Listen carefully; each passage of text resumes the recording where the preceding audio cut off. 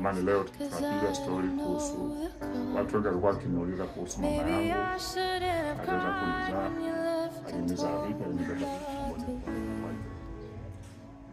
jamani. Mimi kwanza namshukuru mama yangu kwa alipo Mwenyezi Mungu ampe maisha marefu kwa aliko nyumbani kwetu Mwanza. Mungu amtunze daima. Maana yake alikuwa ni superwoman. Kuweza kubeba kiumbe kama mimi tumboni mwake ilikuwa sio kazi ndogo.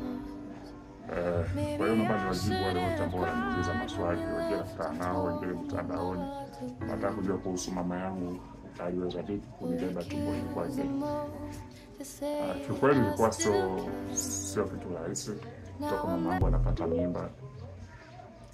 Na mimba tulipofikisha miezi 4, kwa ukubwa ule kwa ile mimba, mama yangu alikuwa na uwezo wa kuoga bafuni. Mimba ilikuwa ni kubwa kiasi kwamba alikuwa hana uwezo wa kuinama hivi na kuchota maji na kuoga.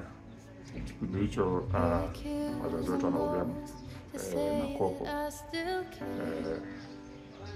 So ikawa inabidi mama yangu anachukua meza au kiti, chukua ndoo ya maji anakalisha kwenye meza au kwenye kiti, anaweza kuoga. Hivyo ndio ilikuwa maisha ya mama yangu nilipokuwa tumboni mwake. Mimba ilipofika miezi 9, tayari wa kujifungua ilikuwa nipata shika nguo kuchanika. Baba yangu alihangaika sana mama yangu kuweza kusaidia peke yake kuweza. Ikabidi wasaidiane watu zaidi ya 10 wakatafuta usafiri kumkimbiza mama yangu hospitalini. Walipomfikisha hospitalini, madaktari wakampokea mama yangu kwa bashasha kubwa, na madaktari walitegemea kwamba watoto ile mimba na watoto 3 tumboni, maana yake mapacha 3. Kumbe walivyozania ndivyo sivyo. Katika kuhangaika kumzalisha mama yangu, ndio likatoka kiumbe ambaye kiumbe mwenyewe ndio mimi hapa. Bonge la mtoto mmoja, ikapenda kama daktari wenyewe washangae. Kwa sababu ilikuwa ndo mara yao ya kwanza kumfungulisha mwanamke mtoto mkubwa design. So baada ya mimi kutoka tumboni kwa mama yangu alipoteza fahamu kwa siku 3. 3 days. Siku ya kwanza, siku ya pili, siku ya 3 Mwenyezi Mungu akamzindua mama yangu. Na namshukuru sana Mungu. Ndio maana mimi naheshimu wanawake, kila mama wote duniani napenda na heshima.